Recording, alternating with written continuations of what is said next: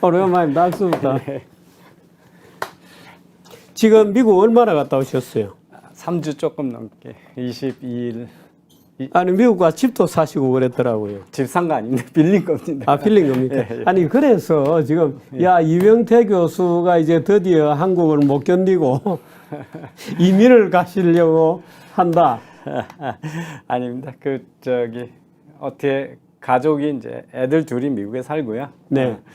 집사람이 일찍 은퇴를 해서 네. 잠시 자식들하고 같이 있겠다고 그래서 네. 저만 빼놓고 다 셋이 거기 있습니다. 아 그럼 사모님은 은퇴를 하셨어요? 예, 5년 일찍 명퇴를 했습니다. 대학 원래 교수하다가. 대학 교수였죠? 예, 예. 사모님은 뭘 전공하셨어요? 저 경영학 똑같이 했습니다. 아 그래요? 예, 예. 원래 저 유학 가기 전에 국문과 나와가지고 네. 국어 선생님 하다가 네. 가서 경영학으로 돌았습니다. 네. 예, 그리고 그래서 집을 이제 가족이 지내야 되니까 같이 지내야 예. 되니까 그냥 임대한 겁니다.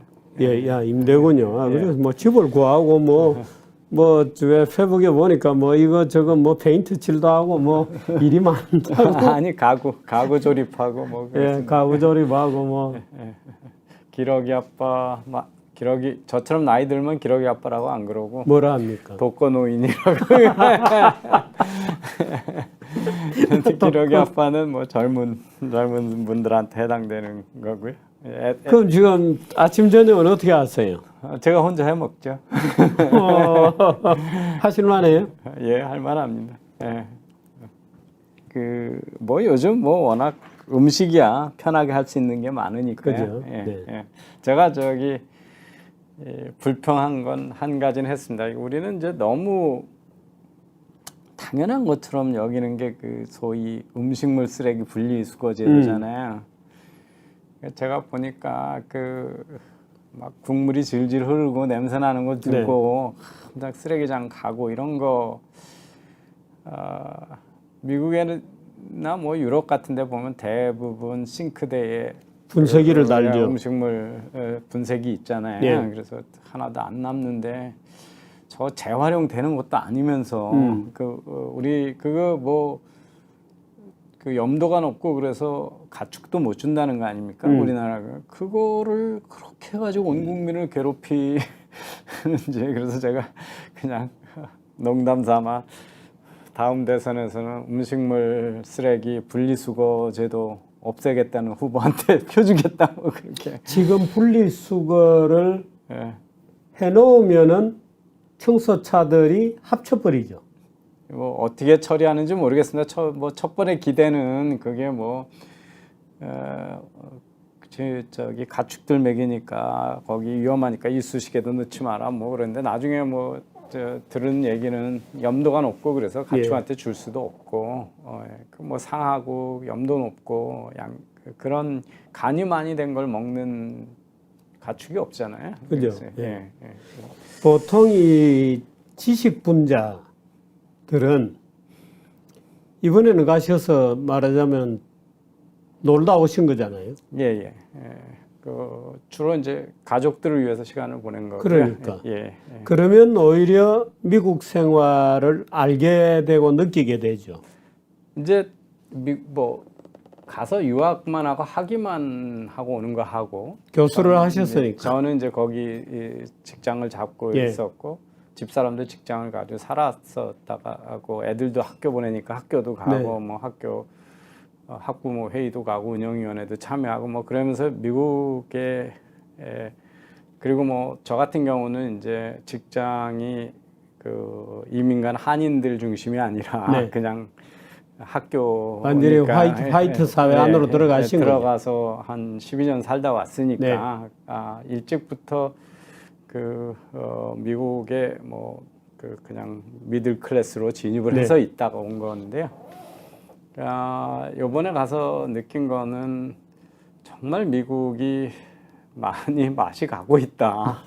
맛이 가고 있다. 예, 그겁니다. 이제 어떤 면에서 맛이 갔어요? 우선은 팬데믹 후유증이 생각보다 큰 것 같아요. 그래서 이 대도시 부자리 사는 동네 아니고 조그만 중도시에 가면 몰이 컴컴해요. 공실이 무지 어, 많아요. 불이 예. 꺼져 있고. 예. 그래서 몰 같은 데도 아주 음침하고 컴컴하고 그래서 그 다음에 그냥 우리 패스트푸드 레스토랑 이런 데 가면 네. 청소가 잘 안 돼요. 그래서 되게 지저분합니다. 그래서 뭐 이내나 지나 이렇게 한두 개 잘하는 데 빼놓고 뭐 여러 가지 버거 이렇게 패스트푸드 레스토랑에 가면 아마 종업원들을 잘 못 구하는 것도 한 원인인 것 네. 같아요. 그래가지고 손님이 먹고 나갔는데도 거기를 잘 못 그대로 막 쌓여 있고 바닥에 화장실, 막 떨어져 있고. 그래서 너무 지저분하고요. 그 다음에 이제 이 서플라이 체인의 교란에 의한 인플레이션이 상당히 오래 갈 것 같다라고 하는 느낌이 많이 들어요. 네. 그래서는 없는 물건이 많아요. 어허. 재고가 없는 물건이 이제 저희가 그 새로 집을 빌렸으니까 뭐 미국 집들 공간이 넓으니까 네. 가구를 새로 다 집어넣어야 네. 되잖아요. 그래서 아이키아 매장에 갔는데 사고 싶은 물건은 거의 다 재고가 없어요. 언제 오겠다는 보장도 없고 네. 웨이팅 리스트에 놓으면은 뭐 저기 한 달 뭐 가구도 그렇던가요? 네, 가구가 그렇습니다. 특히 이제 아이키아는 유럽에서 오니까 그런 네. 것 같고요. 조금 이따 말씀드릴 건데 자동차 같은 경우도 사고 싶은 거 못 사고요. 네, 뭐 자동차는 지금 서울에서도 네. 사기가 어려워요. 예, 그래서 뭐 유가가 비싸니까 무슨 플러그인 하이브리드나 전기차 이런 예. 거는요 중소도시는 아예 오지도 않는 데입니다. 그러니까 이제 그 공급이 모자르니까 그 자기네한테도 매출 공헌을 큰 대도시의 큰 대리점한테만 주고 작은 도시는 아예 오지도 못하니까 그러니까 지금 다 전기차 열풍이고 뭐 그럼에도 불구하고 이 중소도시의 웬만한 대리점에 가면 그냥 가솔린 차라도 나오는 거 있으면 고맙게 받아라 뭐 그런 수준이고요. 그리고 지금이 원래 통상적으로 자동차가 이제 가을이 되면 신형 모델이 나오기 예. 때문에 지금이 원래 그 할인해 주는 때거든요. 예. 뭐 1,000불, 2,000불 깎아주고 옛날에 그랬던 건데 요즘은 다 할증을 내야 되고 그 미리 돈 내놓고 디파짓하고 언제 오면 주겠다 예약도 안 됩니다. 예약도 안 되고요. 하도 그게 너무 많아서 언제 들어올지도 몰라서 그냥 자기네가 물건이 들어오면 그 찾아왔던 고객들한테 전화하면 그냥 먼저 오는 사람이 가져가는 뭐 그런 예. 그런 제도고요. 그래서 저는 이제 대도시에 이렇게 있는 분들 대도시하고 중간 정도 되는 도시하고 소도시하고 보면 의외로 이 팬데믹이 헐키고 간 흔히 상당히 깊다 그런 느낌이 많이 들었어요. 곳곳에 뭔가 나사들이 쭉 빠져나가는 예, 노후화되고. 예. 그리고 인플레이션이 뭐 상상을 초월해요. 그래서 우선 물건값이 그렇게 다 올랐는데 팁의 퍼센트도 다 올라 버렸으니. 네. 그러니까 제가 미국 생활하고 떠난 게 이제 오래 전이긴 합니다만 그때는 뭐 보통 한 12% 뭐 10% 부분이 팁을 주는 건데 요즘은 20%가 기준입니다. 그렇습니까? 예. 그래서 뭐 최소가 18%고 18, 20, 25%까지 네. 팁을 내라고 그러니까요. 팁이 네. 아예 기준이 20%가 돼버렸어요. 그러니까 상당히 물가가 높은 사회가 된 거죠. 그렇군요. 예. 자, 오늘은 우리 미중 무역 갈등입니다. 예, 계속. 이 뭐 간단한 문제가 아니죠. 예. 우선 이제 이거 어떻게 넘어가나요? 넘어갔습니다. 계속. 네. 이쪽으로. 네. 네. 우선 그냥 국내 이 문제. 예. 우리나라의 가격에 대해서 이제 예. 이렇게 너무들 쉽게 언론이나 정치권이나 일반 국민들이 말씀을 하시는 것 같아요. 그래서 아니 저는 며칠 전에 조선일보가 이 배달업체가 음식값 올린다는 저도 그 기사를 보고 정말 화가 났어요. 저도 좀 뭐 이렇게 무식한 아니 무슨 글들을 삼류신문도 아니고. 예, 그래서 우선은 옛날에 뭐 통큰 치킨이라는 것도 예. 있었는데 그 홈플러스라고 그러죠. 대형 유통점이 당당 치킨 파는데 그 가격이 치킨집 가격보다 싸다고 그래가지고 또 치킨집들이 난리가 나는 거예요. 그 저 미국에 있는 동안에 큰 수해가 났었지 예, 않습니까? 예. 서울에. 그랬을 때 원희룡 장관이 또 숙박업소 예. 그날 올려받았다고 분노를 표출을 하셨어요. 예. 조선일보가 배달업체가 그 뭐 김밥 값도 올리고 네. 짜장면 값도 올리고 인플레이션을 일으키고 있다 뭐 네. 이런 기사를 썼고요. 또 그 SNS 보니까 뭐 한경인가요? 저렇게 어이없는 또 기사를 썼더라고요. 아, 의사 월급이요? 의사 월급이 그런 기사 일반 있었습니까? 저기 임시직 일반 저 직원들 그러니까 의사 아닌 직원들의 6배가 넘는다 뭐 이래가지고 부당하게 6배 정도 되면 적은 차이가 거죠, 없는 적은 거죠. 건데. 예. 뭐 우리만 그런 게 아니라 저 미국에서 바이든이 네. 인플레이션 못 잡으니까 정유회사가 원유값 올라갈 때는 확 올리고 떨어질 때는 안 내린다 그러면서 폭리라고 막 해서 어느 나라 아니 근데 지금 뭐 우리나라에 또 저 어떤 대형 마트 그 규제 완화 안 한다고 한 데 예. 이어서 지금 그 예. 납품 단가 예. 그거를 올려주라고 그러니까 난리잖아요. 그래서 이게 다 가격에 대한 예. 그러니까 시장 경제라고 하는 걸 한마디로 얘기하면 시장 가격을 존중하는 거잖아요. 그죠? 다른 거 없습니다. 그 네. 우리 아담 스미스가 얘기한 보이지 않는 손이라는 게 그냥 가격이잖아요. 그죠? 네. 가격의 자율적인 기능을 상당히 예. 세크릿하게 생각을 해서 네. 그걸 함부로 건드리면 안 된다 이런 생각이 네. 있어요. 그게 시장 경제고 자유주의자인데 이렇게 함부로들 판단을 해요. 근데 제가 예.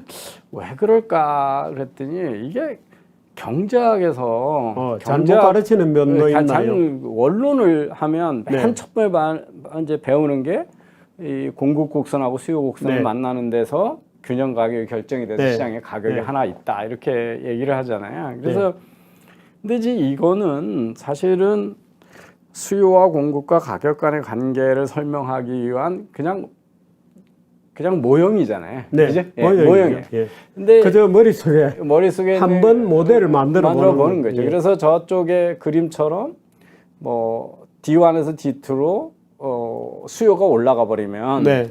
그럼 가격이 이 P 스타 시장 가격에서 네. P1으로 올라가고 네.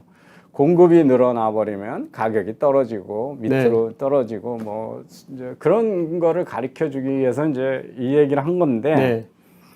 일부 경제학자들도 그래요. 이게 완전 경쟁 시장에서 균형 가격하고 균형 가격 아주 이상적인 균형 가격을 자기가 알 수 있고 예. 그거에 따라서 툭하면 남의 가격에 대해서 독과점 가격이다, 뭐 비싸다 평가를 많이 할 수 그러니까 있다라고. 이 그림을 늘 보다 보면 여기 딱 하나의 가격이 어디엔가 이 절대 가격이 있다고 생각하는 거예요. 그런데 이제 제가 방금 말씀드린 게 있거든요. 예. 제가 우리 자식놈 하고 와이프가 뭘 차를 사러 네. 다녀봤어요. 그래가지고 기아 자동차 제품은 없어서 이제 갔더니 뭐 다 찾았는데 이게 소렌토 하이브리드 차거든요. 이게 구형 하이브리드예요. 무슨 플러긴도 아니고. 근데 35,705불이 이게 기아 자동차가 대리점한테 네가 이만큼 받아라. 이게 이제 Manufacturer Suggest Retail Price, 제조사 권장 소비자 가격이죠. 근데 지금 공급이 딸린다고 대리점이 여기다 덧붙이는 가격이 7,995불이에요. 네. 그래서 제가 사고 싶으면 43,700불을 내라는 거예요. 이게 미국의 가격입니다. 이게 뭐냐면 제조사가 너 이만큼 받아먹어 그러라고 권장 소비자가 그러는데 거기다 2.3%를 올려서 할증해서 파는 거예요. 근데 이제 차 모형에 따라 많이 달라요. 고급 모형 가면 이게 10,000불로 올라가요. 그렇겠죠. 예. 그래서 최소한이 7-8% 붙여요. 네. 최소한이. 그러니까 이거 얼마나 그 비싼 물건을 이게 그 공급이 부족하고 수요를 많다고 공급이 부족하니까 이렇게 붙이는데 우리나라에서 이렇게 표시해 놓으면 이제 맞아 죽죠. 그냥 온 신문이 난리를 치겠죠. 그러니까 이게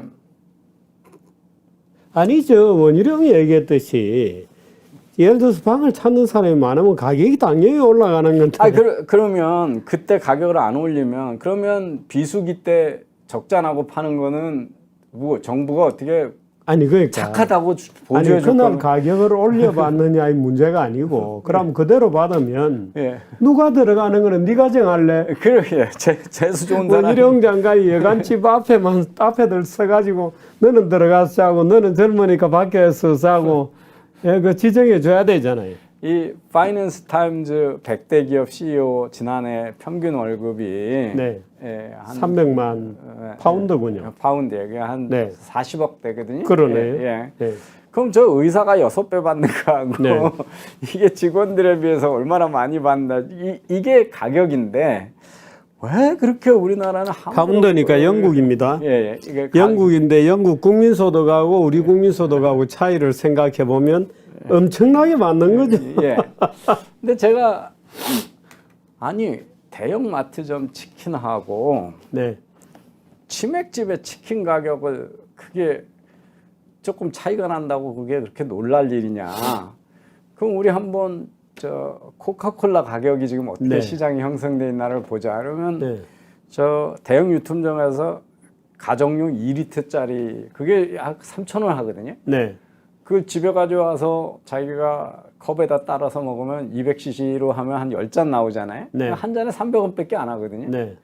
근데 자판기에 가면 1,000원에서 2,000원 네. 주고 빼먹잖아요. 그죠? 네. 예.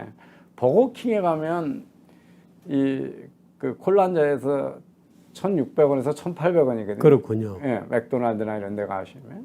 그 특급 호텔에 가서 신라 호텔이나 이런 데 가서 쉬면 2만 원 내야 돼, 지금. 네. 아메리카노가 18,000원이거든요. 네. 최근에. 그럼 이 콜라가 다른가요? 그러니까 원액이? 한국 사람들은 예. 같다고 주장하는 거예요. 네. 근데 이 원액은 똑같은 네. 거잖아요. 그죠? 네. 원액이 똑같은 건데 이게 어디서 어떤 용기에 담아서 어떤 물건하고 공급하느냐에 어떤 따라서 장소에서 어디서 장소에서 무슨 하느냐에 따라 전혀 다른 거잖아요. 음악이 은은히 울려주느냐 안 울려주느냐 뭐 다 다르고. 다 다른 거잖아요. 그래서 그래서 우리가 그 콜라 가격이 시장 가격이 얼마나 그랬을 때 되게 얘기하기 힘든 거거든요. 네. 이게 힘들잖아요. 그죠? 예. 근데 왜 콜라는 이렇게 300원에서 2만 원이면 저게 몇 배입니까? 네. 그런데 나는 지금 닭 한 마리 튀겨가지고 2만 원에 파는데 어떻게 홈플러스가 8,000원에 판단 말이야. 이러고 지금 흥분을 하고 있는 거예요. 그래서 그럼 왜 그 우리가 알고 있는 경제 원론에서 수요 공급에서 하나의 가격이 아니고 네. 이렇게 다양한 가격이 네. 모든 상품이 다 그렇거든요.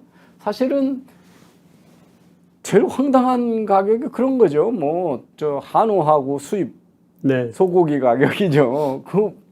그거 섞어놓으면 아무도 모르는데 가격은 몇 배 더 받아 먹잖아요. 그러면 저 대형 유통점 치킨 싸게 파는 사람들은 나쁜 놈이고 네. 한우 비싸게 팔아먹는 지금 이제 사람들은 그렇게 착한 만들어 놨죠. 예. 네. 그래서 이게 이제 왜 이런가를 할 때 네. 경영학이나 이쪽에서 보면 네. 이게 상품이라고 하는 거가 네. 사실은 상당히 다르죠. 우리가 생각하고 예, 다른 겁니다. 다르죠. 그래서 이제 예. 정육점에 200g의 고기하고 고기하고 불고기집에서 200g 1인분 고기를 가지고 네. 같은 소고기 가격이라고 비교하면 안 되잖아요. 네. 그죠? 그 불고기집에는 숯불도 쓰고 반찬도 주고 아니 아줌마 와서 숙성도 쓰시고 시켜야 되고 서비스도 해야 되고 하는 거잖아요. 근데 그거를 우리나라에서 반찬 가격 따로 매기고 숯불 가격 따로 못 매기니까 그냥 소고기 네. 인분에 얼마 이렇게 얘기를 네. 하잖아요. 네. 그게 소고기 가격이냐 이렇게 예. 물으면 아니죠. 아니죠. 소고기가 네. 가운데 있고 주위에 반찬도 있고 소스도 있고 숯불도 있고 서비스해 주는 서비스 가격도 다 포함되는 네. 가격이잖아요. 그래서 우리가 어떤 가격을 비교할 때 되게 함부로 비교하기가 네. 어려운 거거든요. 그래서 버거킹의 콜라가 과연 페트병의 콜라하고 같은 콜라냐? 그냥 네. 콜라 원액만 보면 같은 거예요. 그죠? 네. 그렇지만 그 순간에 우리가 콜라를 먹었을 때 느끼는 효용 가치는 네. 지금 기름지고 프렌치 프라이하고 치킨 너겟하고 치즈 많이 있는 그 상품일 때 청량음료를 먹었을 때 훨씬 효용 가치가 크니까 그 버거만 안 먹고 버거에다 물을 안 먹고 네. 콜라를 먹잖아요. 그때 이미 효용 가치가 확 변한 거거든요. 네. 그러니까 이 콜라가 옆에 버거나 프렌치 프라이가 있음으로써 네. 상품의 효용 가치가 확 바뀐 거잖아요. 네. 그래서 그걸 가지고 그 버거킹의 콜라하고 페트병 콜라를 같은 거라고 얘기하면 안 되는 거죠. 네. 거기에 뭐 인건비가 더 들어가고 얼음이 더 들어간 거 이런 거는 다 차치하더라도 그래서 이게 이제 우리가 그 짜장면이다. 그러면 네. 면이 있고 짜장이 있어야 될 거 아니에요. 네. 그게 이제 짜장면의 정의다. 그런데 그게 코아 프로덕트이죠. 제조회사가 보면. 그런데 사람들은 그것만 가지고 짜장면이라고 기대하지 않을 거예요. 짜장면을 내가 먹으려면 당연히 여기 단무지도 줘야 되고, 네. 저기 양파도 줘야 되고, 네. 그래야 되잖아요. 젓갈도 같이 줘야 되고. 그래서 이게 코아 프로덕트 외에 일반 사람들이 얘기하는 네. 제너릭 프로덕트, 일반 상품이라는 게 있거든요. 네. 자동차 회사가 자동차 만들지 타이어 안 만들거든요. 네. 근데 사람들이 타이어 없는 자동차는 자동차로 생각 안 하잖아요. 그죠? 그러니까 최소한의 네. 타이어는 들어가야 되는 거고요. 이게 제너릭 프로덕트인데 그런데 어떤 사람들은 기대치가 다르면 화를 냅니다. 자기가 생각하는 기대치에 또 프로덕트하고 일반하고 다를 수가 있어요. 짜장면을 먹으면 반드시 군만두는 서비스로 줘야지 이렇게 기대하는 손님들이 네. 있는 거죠. 그죠? 그래서 그 기대 프로덕트이 있는 거죠. 그래서 우리가 상품을 어디로 보느냐가 무지 다른. 근데 아까 얘기했지만 그거로 끝나지 않고 네. 아까 콜라 옆에 프렌치 프라이가 있을 때 또는 신라 호텔에 가서 20만 원짜리 식사를 와이프하고 결혼기념일을 네. 하면서 그러면서 한 판에 뭐 10만 원씩 주고 피자를 먹으면서 거기서 2만 원짜리 콜라 가격 붙인다고 화내는 사람 아무도 없잖아요. 네. 그죠? 그거는 이미 그 기념일에 그 좋은 인테리어에다가 이 고급 식당에 갔다라고 하는 데서 이미 가치가 달라진 거거든요. 네. 그래서 그 옆에 뭐를 더 붙이느냐에 따라서 그게 네. 이제 어그멘티드 프로덕트라고 하는 게 옆에다 뭐를 더 놓느냐에 따라서 사람들의 효용 가치나 지불 의사가 확 변하거든요. 네. 그래서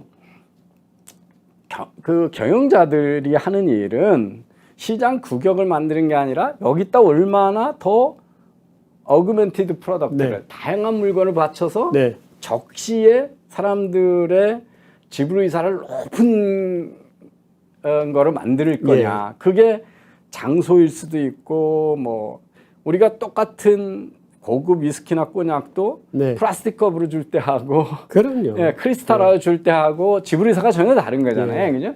그래서 어떻게 하면 그 같은 재료를 가지고 높은 가격을 받느냐라고 하는 게 경영이잖아요. 네. 그죠? 그게 사업가들이 하는 거예요. 그래서 치맥집의 가격은 그게 치킨 가격이 아니거든요. 가서 네. 맥주도 같이 그럼요. 먹을 수 있고 네. 다른 안주도 있고 옆에서 왁자지껄하고 그 분위기 뭐 이런 것들에 대한 비용을 다 내는 거거든요. 네. 그리고 그 치맥집이 체인점이면 거기서 내는 로얄티나 브랜드 네. 그걸 다 내는 거잖아요. 그래서 이 상품이나 가격은 우리가 이렇게 함부로 비교할 수 없다라고 하는 거거든요. 그런데 지금 이 코틀러가 이렇게 정리를 해본 거군요. 예, 그래서 상품이라고 하는 거는 이렇게 네. 5 레벨에 있다는 거죠. 네, 네, 그래서 네. 이제 경영학에서 네 상품의 가치를 어떻게 높일 거냐 이제 하는 거를 얘기하는 겁니다. 그러니까 우리가 그 왜 아이폰을 더 비싸게 주고 사지? 그럴 네. 때는 이게 그냥 폰이라고 하는 스마트폰이라고 하는 거는 화웨이 있거든 뭐 네. 샤오미 있거든 옛날에 LG 폰이든 삼성 폰이 또 제너릭 폰이랑 프로덕트는 똑같습니다. 그죠? 네. 그런데 이 사람들이 폰이면 거기에 잘 좋은 음악을 들을 수 있는 이어폰이 붙는 게 있어야지 이렇게 얘기하는 게 요즘 일반적이에요. 그 다음에 폰이면 전화만 하는 게 아니라 사진기가 네. 카메라가 좋은 게 붙어 있어야지. 그렇게 가지고 사람들이 익스테드 프로덕트에 충족해 주는 게 네. 애플이 더 잘하는 거죠. 그죠? 거기다가 이제 이게 어디다 붙이느냐에 따라서 달라지는 거고, 그 다음에 이 회사는 믿을 수 있으니까 예산 안 망할 거고 네. 옛날 펜텍까지 샀다가 망하면 서비스도 못 받고 LG 폰도 마찬가지지 않습니까? 그래서 그런 미래에 자기가 서비스를 받을 수 있는 가치까지 다 포함되어 있는 거기 예. 때문에 우리가 물리적인 물건을 보고 상품 가격 얼마다 이렇게 얘기할 수가 네. 없는 거잖아요. 네. 여기 뒤에 있는 가격들 것들이 다 혼합되어 있는데 그 아까도 말씀드렸지만 불고기집에 불고기 200 소고기 200g에 2만 원이라고 하는 건 소고기값만이 아니고 다른 서비스나 그 가격이 다 포함된 가격이거든요. 그래서 비교하기 상당히 어렵습니다.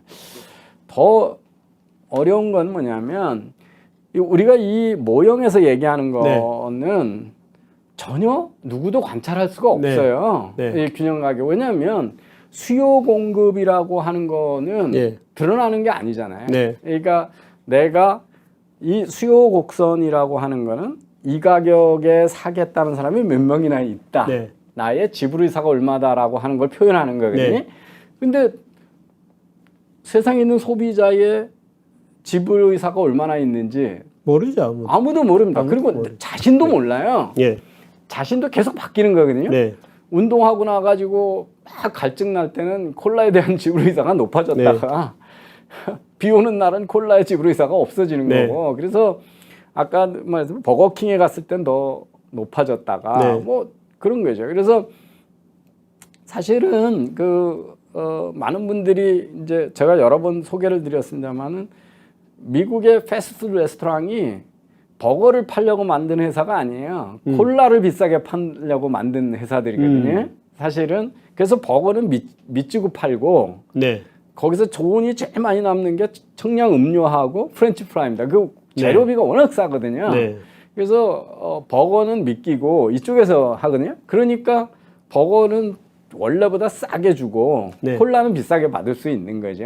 그래서 콜라를 비싸게 팔려고 그 청량음료를 비싸게 팔려고 그래서 버거킹은 코카콜라가 만든 거고 우리 피자헛은 옛날 펩시콜라가 만든 거고 타코벨도 펩시가 만든 거고 뭐 그런 거거든요. 그래서 그러니까 그 기업인이라고 하는 사람들은 끊임없이 자기 상품의 가치를 높게 만들려고 제가 늘 그런 얘기 하거든요.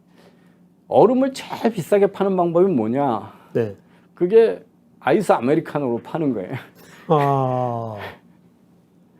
그거 얼음 거의 원가 안 들어가는 거거든요. 근데 똑같은 건데 3,000원이고 3,500원 받잖아요. 그러니까 얼음값이 500원 아니에요. 그러니까 그 얼음 약간의 전기료만 들어가면 되는군요. 그러니까 그 물 빼고 얼음 넣는데 거기에 추가적인 원가는 얼마 안 들잖아요. 그런데 거기에다 500원, 1,000원 더 내잖아요. 아메리카노라고 해가지고. 그래서 그게 얼음을 팔면 그 가격은 못 받아요. 그죠? 그래서 똑같은 얼음도 옆에 그 커피하고 결합이 됐을 때 비싸게 받아 먹을 수 있는 거죠. 그래서 가격은 관찰도 안 되고 쉽게 비교도 함부로 못 하는 겁니다. 아니 또 끊임없이 바뀌잖아요. 끊임없이 바뀌고 기업가들은 끊임없이 모험에 도전해서 새로운 점을 만들어내려고 애를 쓰고 그런데 그 비교도 어렵고 관찰도 안 되는 걸 가지고 툭 하면 남의 가격에 가지고 독과점 가격이라고 그러고 너무 비싸다고. 그러니까 우리가 할 수 있는 거는 그럼 왜 그게 너무 안 비싸냐? 그건 우리가 선택의 자유가 있기 때문이거든요. 경쟁을 하고. 그죠? 너무 비싸면 안 사면 되는 거잖아요. 그래서 너무 비싸게 받을 수가 없다라고 하는 것 때문에 그런 거죠. 그래서 뭐 어디 동네가 11,000원입니까? 여름에 산 정상에서 파는 거는 가져가는데 원가가 많이 들기 때문에 그거는 그렇게 남는 장사는 잘 아닌 것 같습니다. 그래서 그 다음에 그 배달 서비스라고 하는 거는 거래가 안 일어날 거를 거래를 일어나게 해주는 서비스잖아요. 내가 치킨을 먹고 싶어요. 집에서. 나가기는 귀찮아. 내가 요리는 못하겠어. 그리고 편리하게 시켜 먹는 서비스의 용역 대가잖아요. 그 사람 치킨집 주인이 그걸 치킨값에다 붙인 것도 아니잖아요, 그죠? 아니 그러니까 근데 그걸 지금- 당연히 배달비를 근데 붙이는 배달비가 거는 왜 올라갔냐 그러면 당연히 우선 그분들이 걸어서 다니는 게 아니잖아요. 예. 유가가 확 올랐으니까 그 배달 서비스 하시는 분도 오토바이나 자동차로 다니는데 네. 원가가 올라갔는데 그럼 배달 서비스를 안 올려주냐니. 그리고 그 카카오 욕하고 배달의 민족 욕하는 분들은 그 회사의 영업이익률을 안 봐요. 예. 무조건 마켓쉐어가 크니까 독과점이라는 거예요. 독과점이라고 해서 규제할 이유도 없지만 네. 독점 과점이라고 하는 건 그 사업이 정부가 뭐 인허가로 강제로 독점을 만들어 줬거나 그게 네. 아닌다면은 사업을 잘했다는 얘기거든요. 네. 사업의 성공의 결과가 독과점이잖아요. 경쟁 회사 네. 다 없으니. 그런데 그 회사들이 적자거든요. 네. 그리고 초기에는 손님 끊으라고 공짜로 줬다가 네. 이제 사업이 됐으면 돈을 받아야 되잖아요. 네. 그래서 올라갔는데 그걸 가지고 독과점이고 막 그래요. 쿠팡은 아직도 마이너스죠. 한편 마이너스입니다. 아니 다 그렇습니다. 네. 카카오도 마찬가지고요. 배달의 민족 요즘 모르겠습니다. 어떻게 되는지. 근데 그분들이 자기네가 오토바이 몰고 배달하는 것도 아니잖아요. 지금 배달하시는 분들의 원가가 올라갔으니까 당연히 서비스 네. 올려줘야 되는 거고. 그럼 그게 어떻게 김밥값을 올린 겁니까? 배달 서비스 그쵸. 가격이 예, 올린 거지. 놀랐어요. 며칠 전에 조선일보가 그렇게 기사를 쓴 걸 보고, 이야 정말 하고 저 깜짝 놀랐습니다. 예, 그래서 이 가격에 대해서 이게 함부로 생각하고 함부로 얘기하는 분들이 너무 많아서. 근데 이게 그냥 경제학을 모르는 보통 사람이 그러면 네. 좋은데 국가에 완전히 정책을 주도한다는 장관도 그러고 있고 네. 그 언론도 그러고 있고 그러니까 이게 뭐 어디서부터. 저는 어제도 또 놀랐어요. 당정 협의회를 했는데 물가를 1년 수준으로 잡겠다고 합의를 했다는 거예요. 그 누가 그렇게 합의하는 겁니까? 국힘당하고 정부하고요. 당정 협의니까 그렇잖아요. 그 문재인이 집권하고 나서 자기 집권 이전으로 집값 잡겠다고 한참. 네. 그래가지고 그게 지금 부동산 시장에 얼마나 많은 네. 부작용을 일으켰어요. 네. 아니 금리가 마이너스 수준인데 집값 올라가는 건 당연한 건데 네. 그걸 잡겠다고 난리를 치다가 가격을. 아니 물가 수준을 당정 협의를 한다는 것 자체가 사실은 넌센스인데 예, 물가를 잡겠대요. 전부 어디 시골 마을 같은 얘기를 하고 있어요. 예, 그러니까 이게 네. 어떻게 해서 이렇게 경제의 지능 수준이 안 올라가는지 정말 모르겠습니다. 이래 봐야 정부에 대한 불신만 커지는 거잖아요. 실현 가능성이 없어. 거기다 하는 짓은 돈 자꾸 늘리고 아니 있고. 오늘도 기자가 전화를 했어요. 물가 대책이라고 하면서 정부가 내놓은 게 서민들한테 뭐 지역 상품권 더 주고 돈 더 주겠다는 거라는 거예요. 그건 물가 대책 아니잖아요. 물가를 낮추는 대책이 아니고. 물가를 올리는 대책. 근데 지금 25조 집권하자마자 재난지원금 풀고 나서 3일 그것도 일주일 내에 현금으로 그냥 GDP 5%를 현금을 풀고 나서 자영업자 부채 탕감 이것도 다 돈 푸는 거잖아요. 그다음에 뭐 지금 또 400만 원 추가 수혜지원금 준다. 뭐 이렇게 통화는 계속 누리면서 물가는 0%로 지난해에 비해서 이거 무슨 마법의 이제 뭔가 부작용이 터지겠죠. 예, 부작용이 뭐 인플레로 터지든지 세금을 뭐 어떻게 하든지. 예. 근데 이런 얘기를 받아 적는 언론들이 이게 말이 안 된다는 얘기를 안 해요.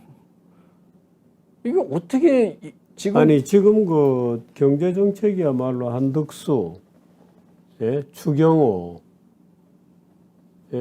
국힘당이야 정책위 의장이라는 분이 뭐 하던 분인지도 궁금하니까 그 논외로 하더라도 저 경제 총리, 부총리가 다 경제 관료 출신들인데 이 사람들의 머릿속에는 이런 구조가 있다는 거죠. 글쎄 모르겠습니다. 그 당이 개입해가지고 그냥 추석 때 지금 지지율이 낮으니까 희망 고문을 하는 건지 이게 아니 그 성한종이라고 그저 정책위 의장도 제가 볼 때는 이 경제에 대한 관념이 없는 분입니다. 없는 그러니까 분인데 이 저한테 기자가 물가 잡는 대책이 뭐냐? 아니 물가 잡는 거 하고 통화 자꾸 팽창시키는 거 하고 그게 어떻게 동시에 달성이 가능하냐? 그러니까 물가 잡는 방법이 뭐 뚜렷한 방법이 있냐? 고통을 감내해야 되는 거고 그런 건데 어쨌든 그렇습니다. 그래서 이 경제 뉴스가 되게 우울한데 제가 이 여권의 분열상에 대해서 제가 비판적인 글들을 많이 썼잖아요. 페이스북에. 근데 이제 그것도 다 경제적인 이유인데 사실은 요번 그 윤석열의 집권에는 그 부동산 때문에 그 수도권 민심이 이반된 게 크다 그런 얘기를 했죠. 그 중에 공약 중에 솔깃한 게 이제 그 종부세 같은 거 현실적으로 낮춰주는 거였잖아요. 근데 지금 무산됐잖아요. 그러니까 지금 극도의 여소야대에서 야당이 윤석열 정부의 정책에 협조해 주려면 강력한 국민 여론이 글로 쏠리는 수밖에 없는 거잖아요. 근데 지지율이 떨어지니까 협조해 줄 이유가 없죠. 그러면 앞으로 합의되는 건 뭐냐면 야당이 좋아하는 전부 인기 영합적인 거예요. 거절 못하고 돈 더 합의가 쉽게 돼요. 돈 더 풀어주는 거, 그죠? 그다음에 정말 시장 경제 중심으로 개혁하는 건 아무것도 못한다는 거죠. 그렇게 되면 한 2, 3년 지나고 나면 민심이 더 이반하겠죠. 그러면 다음 돌아오는 1년 반 후에 총선도 이미 날새는 거죠. 이재명만 신나는 지금 여당 하는 짓이 지금 그렇게 되고 있어서 참 어떻게 얘기를 해야 되는지 모르겠습니다. 아마 바닥이 지금 보이고 있어서 아마 이런 식으로 장기 지속 불가능한 권력으로 바뀌고 있어요. 그래서 저는 지금 대한민국 정치 자체가 굉장히 불안해지고 있다고 이렇게 보는데 내부에서 그걸 지탱해가는 에너지가 급속하게 빠지고 있거든요. 국민 지지 없어지고, 국민 지지 없어지고, 뭐 야당은 거꾸로 더 세지고. 막 이러니까 저는 모르겠어요. 윤석열 대통령이 뭐 윤핵관을 정리를 한다. 누굴 데리고 일을 하는 거죠? 검찰만 남는데. 검찰만 남는데. 일단 이 진도 나가고 하십시다. 이제 지난번에 극단적으로 제가 미국이 왜 지금 무역 갈등이 일어나는 배경 중에는 시진핑에 의한 중국의 방향에 대한 회의도 있지만 다른 한편 쪽에는 미국의 불안 심리가 크거든요. 미국의 불안 심리가 어디서 오는지 이제 우리 국민들도 중국이 지금 얼마나 많이 소프트 파워나 미래에 대한 경제 잠재력을 축적해 왔는지에 대해서 제대로 인식이 없어서 중국이 어떻게 지금 이게 이제 R&D 국가에 쓰는 돈의 양이거든요. 그래서 보시면 이제 중국이 얼마나 R&D 예산을 급격히 늘리면서 이 저가 싼 상품 만들다가 노동집약 상품 만들다가 기술집약 산업으로 이전하고 있는지를 R&D 예산을 보시면요. 2050년 중국의 과학 굴기 비전 때문에 GDP 대비 R&D 투자 비중이 다른 어떤 나라보다 크게 올라가고 있거든요. 그렇군요. 그래서 이거는 이제 우리한테도 지금 상당한 지금 위협으로 지금 다가오는 거죠. 그간은 중국이 양국 무역 내역을 보면 이미 이런 시대가 왔어요. 그래서 중국이 지식 기술 기반 경제로 이동하는 순간 우리하고 보안 관계에서 경쟁 관계로 이제 전환이 되고 있는 거고요. 그래서 이게 미국의 이 R&D 이 파란색입니다. 그리고 네. 빨간 게 중국의 R&D의 비용의 크기인데요. 그래서 2000년하고 2020년을 보면 지금 차이가 없어졌잖아요. 네. R&D 비중이. 그리고 지금 2020년쯤 되면 역전돼 있을 가능성이 큽니다. 그 정도로 지금 중국이 R&D 투자를 어마어마하게 하고 네. 있고요. 이걸 제가 종이 호랑이? 이 네. 뭐 페이퍼 저기 논문들이군요. 서울대 계시다가 포스텍 가 계신 송호근 송호근 씨. 교수님과 포스텍 융합 뭐 연구 안 하고 막 이래가지고 욕을 막 하셔가지고 제가 들어놓은 코뿔소라고. 네, 뭐 그래서 그분의 뭐 그 얘기 너무 표피적인 얘기에 대해서 비판적인 제가 저거를 썼습니다만은 네. 페이스북 썼습니다만은 이게 전 세계에서 인용이 가장 많이 되는 탑 1%의 좋은 논문. 네, 논문 호랑이네요. 네. 논문을 2013년에서 2016년 사이에 네. 어떤 분야에서 가장 인용이 많이 되는 탑 1% 안에 들어가는 최고의 논문들. 그 개수를 쓰면요. 1위에서 13위 사이 중에 7개가 중국 대학이에요. 하하. 맨 위가 칭화대학이고요. 하빈 인스티튜트 테크놀로지 하빈 기술대학이고요. 세 번째가 스탠퍼드, 하빈이라는 건 이제 하얼빈 말이죠. 하얼빈 얘기하는 겁니다. 그다음에 난양 기술대학, 야, 테크놀로지. 하얼빈 공대가 굉장하군요. 그다음에 이제 7번째가 싱가포르이고요. 그다음에 여기 공동 7위인 전자 기술대학 중국. 그다음에 뭐 쭉 보면 중국 여기가 빨간 표시한 거가 7개가 13개 대학 중에 7개가 중국 대학이 전 세계에서 인용이 가장 많은 1% 하는 논문을 쓰는 대학이 중국입니다. 지금. 그래서 리딩 컨트리 2021년. 그래서 그다음에 네이처지라고 이제 거기서 가장 인용이 많이 되는 논문들을 각 나라별로 분포를 본 거거든요. 2020년이 회색이고 2021년이 주황색인데요. 보시면 미국 비중은 줄고 중국 비중은 계속 늘어나고 있어서 중국하고 그 네이처지에 들어가는 탑 저널 논문도 중국하고 미국하고 차이가 없어졌습니다. 여기 아까 탑 네이처 그러니까 네이처지의 최고 논문들 하는 건데 여기도 보시면은 이 빨간 표시해 놓은 게 중국 대학들입니다. 그래서 맨 위가 차이니스 아카데미 오브 사이언스고요. 그다음에 하버드고 뭐 이렇게 돼 있습니다. 그래서 이 중국이 뭐 제가 정말 부끄럽게 제가 한 12년 전에 학장할 때만 해도 칭화대 경영대학에서 카이스트 경영대학의 혁신적인 모습을 보고 배우겠다 그래서 저를 초빙해서 제가 강의도 2번 가고 그랬었거든요. 근데 지금은 동급으로 쳐주질 않습니다. 카이스트를 절대 동급으로 치질 않아요. 그래서 이 2017년에서 2020년까지 자연과학에서 가장 논문을 많이 쓰는 대학 이렇게 자연과학에서 이 탑 1% 안에 들어가는 그 임팩트가 큰 논문을 보면요 다 중국 대학이에요. 한국 건 없나요? 한국도 없고 일본도 없고 아무도 없습니다. 그냥 다 중국입니다. 중국은 말하자면 자기 안에서 경쟁하는군요, 이제.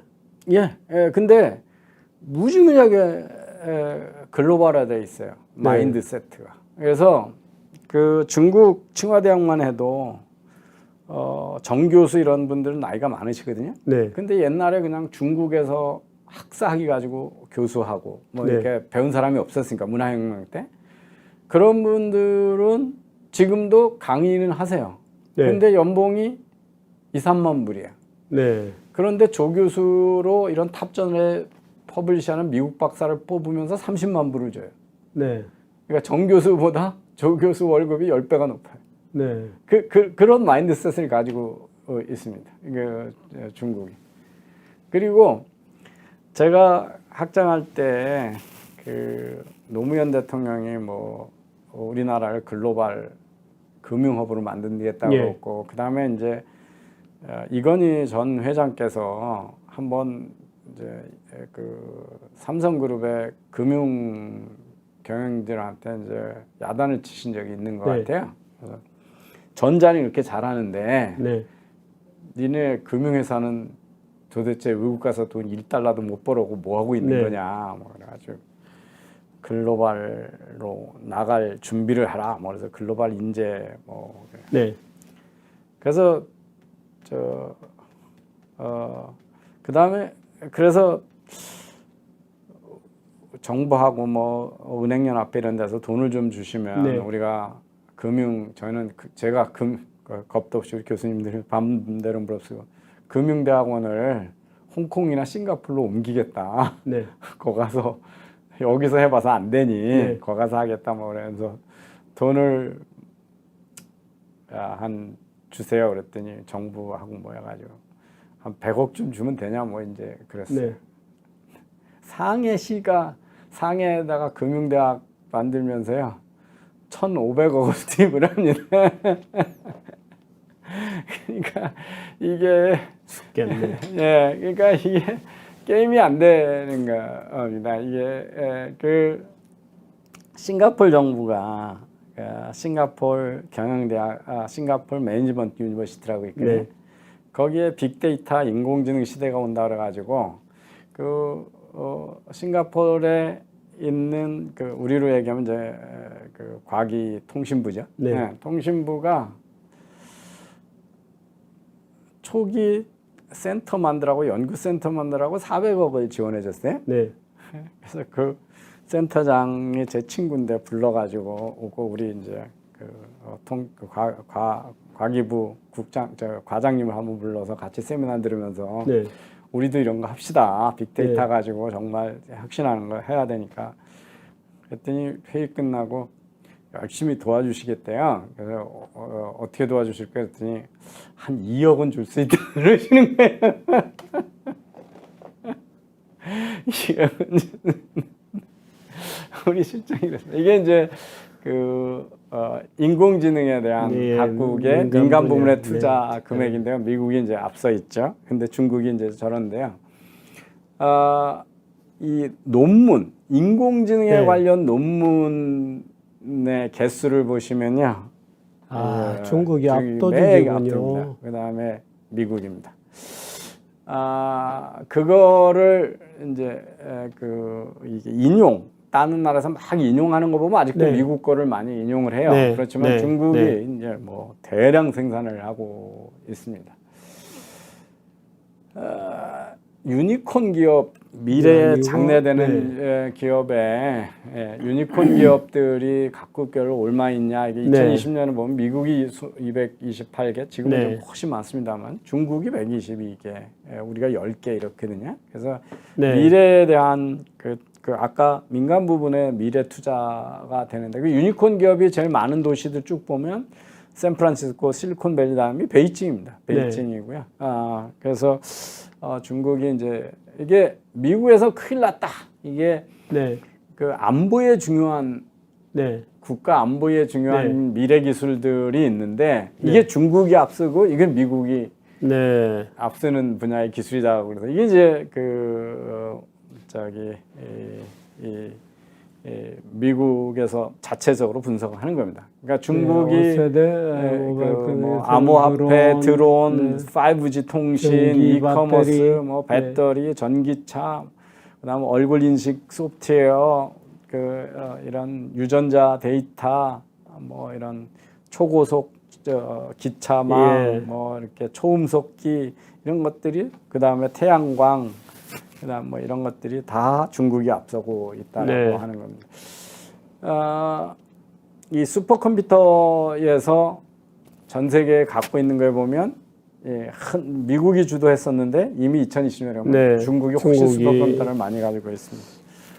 불과 한 10여 년이군요. 이게 이제 5G 테크놀로지에서 이 파란 게 미국의 기술 수준이고 빨간 게 중국의 기술 수준입니다. 네. 그러니까 이게 이제 게임이 안 된다라고 하는 거고요. 이거는 이 케네디 스쿨의 이 소위 이 과학에 관한 그 정책을 연구하는 쪽에서 분석하는 거거든요. 네.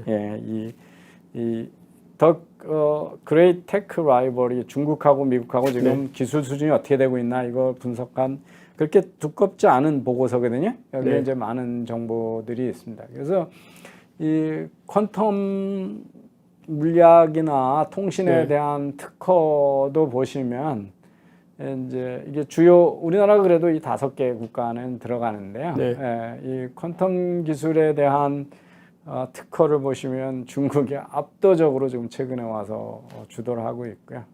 우리는 뭐 워낙 한국, 일본, 영국이 그 다음에 있습니다. 그래서 중국이 앞서는 분야가 무지 많아지는군요. 예. 네. 그 다음에 이 미국이 압도적으로 앞서 있는 미국하고 유럽이 앞서 있는 게 이제 바이오 테크놀로지 네. 의료 쪽이었는데요. 네. 지금은 이제 이 중국 회사 중에 이 바이오 쪽 회사 상장 회사의 주가 총액들을 보시면 중국이 네. 얼마나 이쪽에도 빨리 가고 있는가를 이렇게 보시고요. 이 유전자 가이라고 하는 네. 거에 논문 나오는 숫자도 미국하고 중국하고 이제 차이가 없어졌고요. 우리 나머지는 아더 칸트리고. 네, 아더 칸트리. 우리는 이제 아더 칸트리에 들어가는 네. 거의 없습니다. 우리는 유전자가 이 연구가 거의가 없고요. 우리 지금 파이저니 모더나 백신이 이 저기 메신저 RNA 방식 백신이잖아요. 근데 네. 중국 우리도 지금 2개, 3개 회사가 뭐 이거 개발한다고 그랬는데 네. 중국이 훨씬 앞서서 상용화를 할 것 같습니다. 네. 그래서 이런 정도로 앞서고 있고요. 이게 이제 이 소위 신재생 에너지, 예. 태양광하고 뭐 이런 쪽인데요. 보시면 전기차 생산에서의 중국의 비중, 그 다음에 풍력에서 빨간 게 중국의 비중이거든요. 네. 그 다음에 리튬이나 거기 소재들의 실리콘, 예, 배터리, 여기 뭐 이 히토류 같은 거, 네. 코발트 뭐 이런 거, 그 다음에 태양광 패널 만드는 거. 네. 아이고. 왜 화면이 이게 조금만, 예, 우리 김 PD 이거 안 돌아가는데. 네. 그래서 지금 이제 저것 때문에 네. 그 바이든이 그 인플레이션 리덕션 액트라고 해놓고 예. 거기다가 인플레이션하고 상관없는 이제 그 신재생 에너지에다가 그거 잔뜩 집어넣었잖아요. 근데 이제 그 비판 중에 하나가 중국 좋은 일만 시킨다는 거죠. 예. 신재생 에너지의 그 히토류고 그 태양광이고 뭐고 다 배터리고 다 중국제잖아요. 네. 그래서 미국 예산으로 중국한테 갖다 퍼준다 이제 이런 거거든요. 그래서 이 중국의 비중이 얼마나 이런 신재생 에너지에도 네. 그러니까 이게 솔라 패널에 대한 건데 이 솔라 패널의 이제 각 부품별로 이 빨간색이 중국의 비중이거든요. 근데 네. 2010년, 2015년, 2021년인데 그래서 중국이 뭐 압도적으로 지금 하고 있고요. 그 이제 미국의 경쟁력은 뭐냐? 네. 이게 저기 AI가 준비되어 있는 우수인재를 네. 배출하는 게 이게 이제 학부에서 학부거든요. 예, 미국이 그레이듀에이트, 포스트 그레이듀에이트. 20%가 미국이고 네. 29%가 차이나고 우리 이제 여기에 좀 들어가 있고 한국도. 그런데 대학원 갈 때는 다 각국에서 우수인재가 미국으로 다 가잖아요. 네. 예, 그리고 잡 잡을 대로 중국으로 돌아가기보다는 미국에서 잡 잡고 있는 거죠. 그래서 미국의 좋은 대학하고 그 스타트업들이 네. 이 전 세계 우수 인재들을 다 끌어모으니까 미국에 갖고 있는 이 보고서에 의하면 거의 유일한 장점이 이거죠. 예, 이거라는 건데. 이게 그러니까 미국 개방된 시스템. 네, 예, 네. 예. 그래서 지금 그 무역 전쟁이라는 배경에는 네. 그러니까 중국의 못된 짓, 뭐 시진핑의 그거에 대한 아주 어그레시브한 그리고 보편적인 네. 자유나 인권에 대한 가치를 무시하는 그런 것도 있지만, 네. 그리고 뭐 중국은 옛날부터 미국 IT 회사도 못 들어오게 하고, 네. 우리도 지금 계속 이제 이용만 당하고 막 그러잖아요. 네. 그래서 이 자유무역 질서에 위반되는 그 깡패 같은 짓을 많이 했지만, 네. 근데 그게 어제 오늘 일은 아니잖아요, 이제. 네. 근데 이제 반면에 미국이 중국에 대한 두려움이 엄청 커졌다, 네. 이런 걸 알 수가 있습니다. 그러면 그걸 이제 그러다 보니까 국가 안보를 들고 나오거든요, 무역에다 대고. 네. 그래서 그 국가 안보를 들고 나온 이 무역 전쟁이 지금 아마 오늘 시간이 너무 많이 돼서 네. 제가 여기서 중국의 그 기술이나 학문적 수준이 얼마나 그 사이에 높아졌고 미국이 왜 불안해하는지까지만 오늘 설명을 드리고요.